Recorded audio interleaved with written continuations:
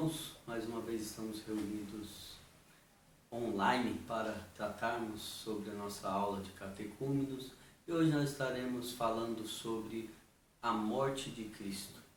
Então eu os convido para orarmos neste momento, para darmos início a esta aula. Muito obrigado, Senhor, por mais um dia de vida que o Senhor nos concedeu, pela Tua graça que é manifesta em nós e pelas Tuas misericórdias que se renovaram em nossas vidas, ó Pai. Em nome de Jesus, eu te peço ao Senhor que esteja falando conosco através da Tua palavra, nos iluminando e nos ajudando a entender aquilo que o Senhor requer para as nossas vidas, ó Pai. Em nome de Jesus que eu oro e agradeço, pedindo perdão pelos nossos pecados. Amém.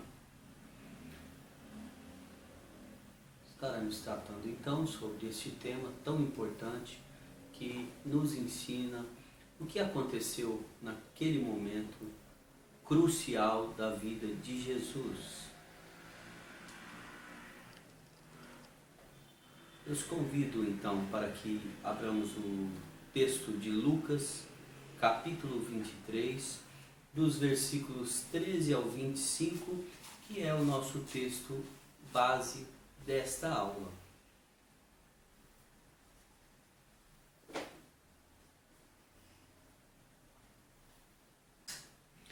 Então, reunindo Pilatos, os principais sacerdotes, as autoridades e o povo, disse-lhes: apresentastes-me este homem como agitador do povo, mas tendo-o interrogado na vossa presença, nada verifiquei contra ele dos crimes que o acusais, nem tampouco Herodes, pois nolo tornou a enviar.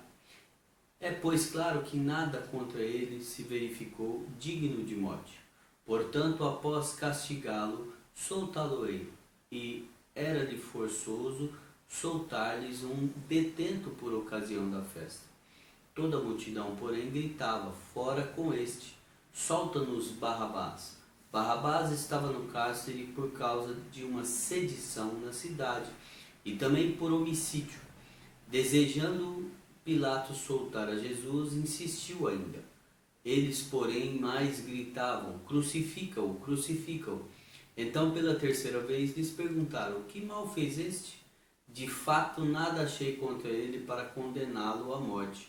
Portanto, depois de o castigar, soltá-lo-ei. Mas eles instavam com grandes gritos, pedindo que fosse crucificado, e o seu clamor prevaleceu. Então Pilatos decidiu atender-lhes o pedido. Soltou aquele que estava encarcerado por causa da sedição e do homicídio a quem eles pediam, e quanto a Jesus, entregou à vontade deles. 44 ao 49. Já era quase a hora sexta, e escurecendo-se o sol, houve trevas sobre toda a terra até a hora nona, e rasgou-se pelo meio o véu do santuário.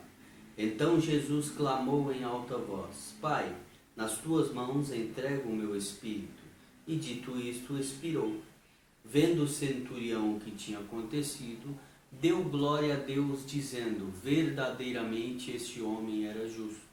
E todas as multidões reunidas para este espetáculo, vendo o que havia acontecido, retiraram-se a lamentar, batendo nos peitos. Entretanto, todos os conhecidos de Jesus e as mulheres que o tinham seguido desde a Galiléia permaneceram a contemplar de longe estas coisas. Amém. O credo não menciona a infância de Jesus, nem seu ministério público de pregações, milagres, prodígios e sinais. Antes trata diretamente da razão principal de sua encarnação, a saber, dar sua vida em resgate por pecadores. Portanto, a morte de Cristo merece toda a nossa atenção, pois nela temos a esperança da vida eterna. Pôncio Pilatos foi um dos responsáveis pela condenação do nosso Senhor Jesus Cristo. Quem foi ele? O que ele fazia? Ele foi responsável pelo governo da Judéia, entre os anos 26 a 36 da era cristã. Pilatos foi aquele cuja autoridade lhe dava condição de soltar ou condenar alguém. Porém, isso não foi suficiente para intimidar Jesus. Como vemos em João 19, dos versículos 10 e 11. Eu os convido que abram a palavra para que vocês acompanhem.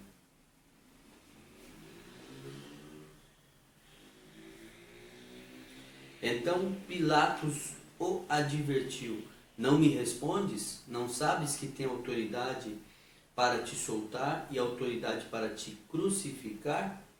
Respondeu Jesus: nenhuma autoridade teria sobre mim se de cima não te fosse dada. Por isso, quem me entregou a ti, maior pecado tem. Então Jesus não deixou que as palavras de Pôncio Pilatos entrassem na sua mente, o intimidasse ou lhe desse alguma esperança, porque Jesus sabia da sua missão e sabia quem tinha dado poder para que Pôncio Pilatos o condenasse. Este poder e essa autoridade foi dada por Deus, porque toda autoridade ela é instituída por Deus, e não foi diferente com Pôncio Pilatos. Neste momento ao qual Jesus teve que passar perante Pilatos, destacamos 3 coisas que mexeram com a consciência de Pilatos para soltar Jesus, mas ele se recusou a atendê-las. A primeira delas foi que ele foi convencido da maldade que reinava no coração dos judeus. Marcos 15, 10.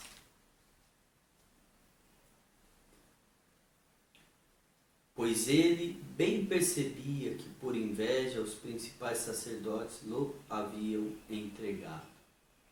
Vejam bem, foi por inveja dos sacerdotes, aqueles que não creram na palavra do Senhor, não creram que Jesus Cristo era o Messias, mas eles tinham inveja do nosso Senhor pelos feitos que ele agora, naquele momento, tinha feito.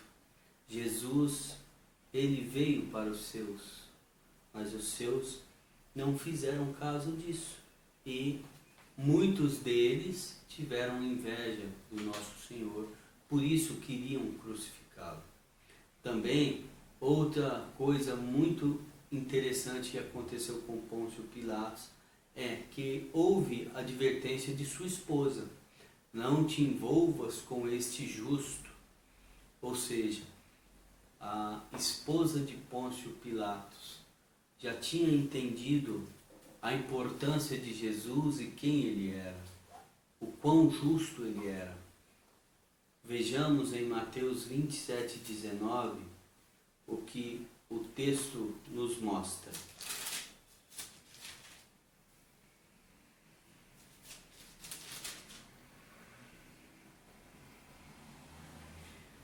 E estando ele no tribunal, sua mulher mandou dizer-lhe: não te envolvas com esse justo, porque hoje em sonho muito sofri por seu respeito. Veja bem, ela sonhou e ela ficou atemorizada por conta do sonho e mandou avisar o seu esposo, mas ele não fez caso da palavra dela. Em seu íntimo, ele foi convencido da inocência de Jesus. Mateus 27, 24. Vendo Pilatos que nada conseguia, antes, pelo contrário, aumentava o tumulto, mandando vir água. Lavou as mãos perante o povo, dizendo: estou inocente do sangue deste justo. Fique o caso convosco. Ou seja, ele sabia e percebeu e foi convencido da inocência do nosso Senhor Jesus Cristo. mas nada o fez. E por causa de suas atitudes e da sua consciência, Pilatos torna-se réu da morte de Cristo, juntamente com seus acusadores. Mas o seu lavar de mãos não poderia inocentá-lo. Muitas vezes nós podemos cair na tentação de pensar que Pôncio Pilatos poderia ter sido inocentado naquele momento no seu lavar de mãos. E não foi, porque ele sabia que Cristo era justo, viu a inocência dele, tanto nas palavras como testemunho, e por aquilo que também nós vimos que o próprio Herodes tinha devolvido ele, porque se ele fosse realmente culpado, lá mesmo ele teria ficado e teria sido crucificado, mas veio para as mãos de Pilatos, ao qual o crucificou, né? Ou seja, deixou que fosse crucificado. Então, sua morte foi uma realidade e o método empregado foi a crucificação, o método mais comum para os criminosos da época. Suas mãos e pés foram cravados numa cruz. Tal método era muito cruel e ninguém jamais desceu vivo de uma cruz, nem o Filho de Deus.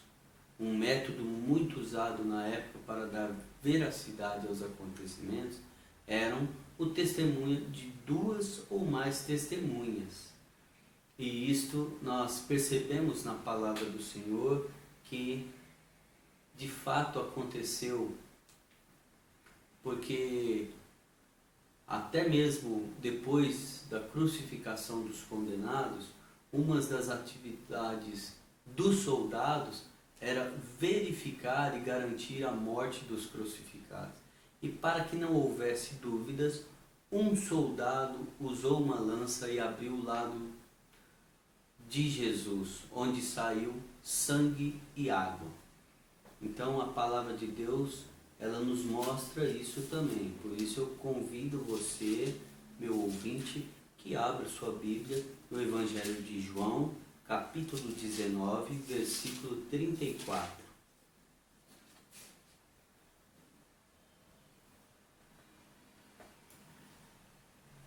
Mas um dos soldados lhe abriu o lado com uma lança, e logo saiu sangue e água.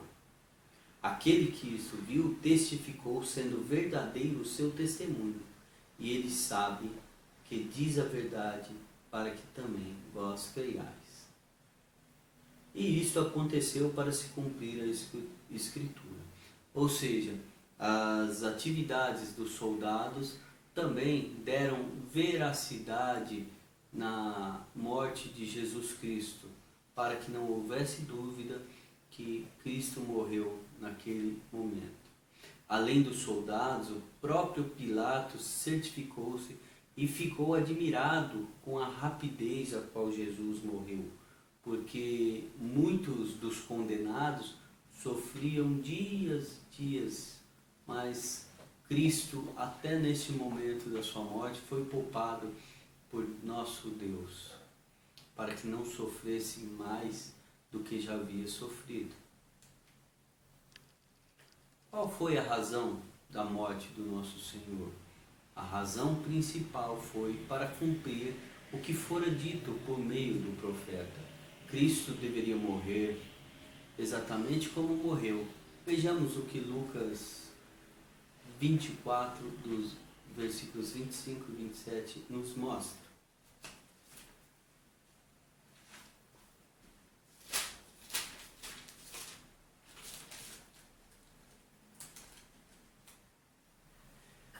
Então lhes disse Jesus: honestos e tardos de coração, para crer tudo o que os profetas disseram. Porventura não convia que o Cristo padecesse e entrasse na sua glória? E começando por Moisés, discorrendo por todos os profetas, expunha-lhes o que a seu respeito constava em todas as Escrituras.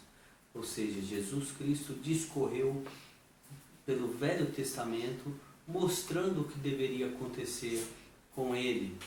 E também Isaías 53 nos mostra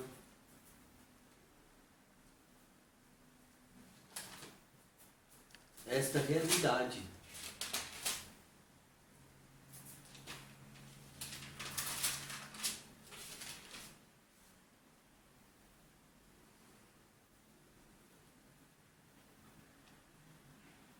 Quem creu em nossa pregação e quem foi revelado o braço do Senhor, porque foi subindo como renovo perante ele e como raiz de uma terra seca.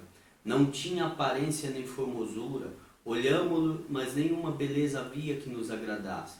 Era desprezado e o mais rejeitado entre os homens, homem de dores e que sabe o que é padecer.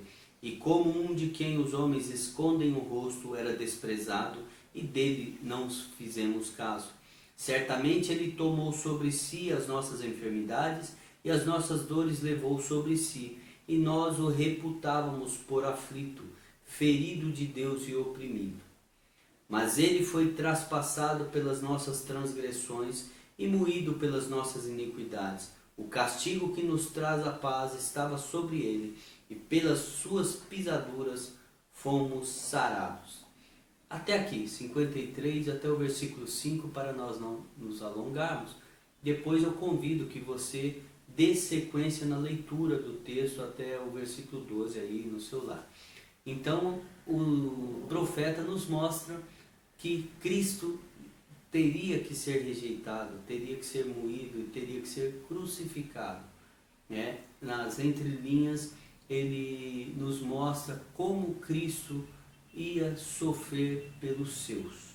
Outra coisa importante é lançarmos toda a nossa esperança de perdão na suficiência da morte substitutiva do Filho de Deus. Ou seja, ninguém ou nada pode substituir a morte do Filho de Deus na cruz para que nós pudéssemos obter a salvação. É muito importante nós sabermos disso, porque existem muitas doutrinas das quais nos prometem uma salvação fácil. E não é assim. A salvação, ela é de graça, porém foi pago um alto preço por meio do nosso Senhor Jesus Cristo. Por isso é importante que nós entendamos a razão da morte do nosso Senhor. E também nós vamos ver aqui sobre o sepultamento de Cristo. Depois de verificada a realidade de sua morte, o corpo de Jesus foi tirado da cruz por um homem bom e justo e foi sepultado. É importante sabermos que teria que acontecer isto também. Podemos constatar a veracidade do sepultamento de Jesus pelo fato de que o túmulo foi guardado por uma escolta de soldados. O sepultamento de Cristo é considerado como parte de sua humilhação. Serviu ao propósito de remover os terrores da sepultura para os remidos, santificando-a para eles. Podia parecer que a morte de Cristo foi o último estágio de sua humilhação, especialmente à vista das últimas palavras da cruz. Tudo está consumado. Mas essas palavras com toda probabilidade referem-se aos seus sofrimentos ativos. É perfeitamente claro que seu sepultamento foi também uma parte de sua humilhação. A volta do homem ao pó é parte do castigo do pecado. Gênesis 3,19. Além disso, diversas passagens da Escritura indicam claramente que a permanência do Salvador na sepultura foi uma humilhação. O pecador é apresentado como sendo sepultado com Cristo, e isso se refere à descida, ao despojamento e à destruição do homem velho. Isto mostra claramente que o sepultamento de Cristo é considerado como parte de sua humilhação. O sepultamento de Cristo serviu ao propósito de remover os terrores da sepultura para os remidos, santificando-a para eles. Isso é muito importante, meus irmãos, para que nós entendamos o propósito do sepultamento de Cristo e o que tem a ver com os seus eleitos, né? Então, o sepultamento de Cristo serviu ao propósito de remover os terrores da sepultura para os remidos, santificando-a para eles. Ou seja, ali Cristo santificou a questão do sepultamento dos remidos. Então não foi em vão o seu sepultamento da forma que foi feito. Também nós vamos ver aqui uma quarta questão, que é a descida de Cristo ao Hades. Hades designa o estado dos mortos, deixando a vida. A pessoa entra no estado de morte que não é definitivo, porque haverá uma ressurreição dos mortos. No Salmo 16:10 é dito o seguinte: não deixarás a minha alma na morte, ou seja, Hades. Também nem permitirás que o teu santo veja corrupção. Aqui ele nos mostra que a alma do remido não ficará no Hades para sempre. E também o apóstolo Pedro citou esse texto para confirmar a ressurreição de Cristo. E em 1 Coríntios 15:55, Hades não tem conotação de sofrimento como alguns afirmam. Muitos afirmam que depois que Cristo desceu ao Hades, ele continuou sofrendo. E não é uma verdade, porque esse ponto é muito importante, porque Cristo não sofreu outros castigos depois da morte. Tudo foi encerrado na cruz. A partir do momento que Cristo elevou seus olhos aos céus e disse: está consumado, ali de uma vez por todas o seu sofrimento se encerrou. Os sofrimentos de Cristo termina naquele ato, e também depois, inclinando a cabeça, ele rende o seu espírito. Assim, depois de ter sofrido, desceu ao Hades, isto é, passou do mundo visível para o mundo invisível. Isto é o que acontece com os remidos em Cristo Jesus. Da mesma forma que aconteceu com o nosso Senhor, acontecerá com todos aqueles que foram chamados antes da fundação do mundo para fazer parte deste reino. É importante que nós saibamos disto. E também é importante meditar sobre estas 5 palavras do credo: sofrimento, crucificação, morte, sepultamento e Hades. O conjunto dessas palavras descreve o preço que tinha que ser pago a fim de se efetuar o nosso livramento da sentença da lei. Veja bem, tem uma importância nessas palavras. Então é importante que cada dia nós possamos nos debruçar na lei do Senhor, meditando nela de dia e de noite, para que nós entendamos aquilo que Cristo fez por nós e aquilo que Deus requer de nós, para que nós tenhamos uma vida pautada na sua palavra e tenhamos uma vida em abundância com Deus. As palavras-chave na ceia do Senhor são: fazei isto em memória de mim, em memória do seu sofrimento substitutivo. Nesse sentido, o apóstolo Paulo adverte: por preço fostes comprado, não vos torneis escravos de homens. O amor se mede por uma vida entregue em favor de outros. Você tem consciência do amor de Cristo por você, que foi adquirido por alto preço? Meus irmãos, Se até hoje nós não temos essa consciência do alto preço que Cristo pagou por nós, hoje nós temos mais uma vez a oportunidade de aprender um pouco mais sobre isso e colocar em prática no nosso dia a dia, para que cada dia mais nós tenhamos consciência daquilo que Cristo fez por nós naquela cruz. Que Deus nos abençoe, nos dê um dia repleto de bênçãos na presença dEle e que possamos colocar em prática dia após dia tudo aquilo que Cristo fez por nós naquela cruz. Amém. Que Deus abençoe e até a próxima aula.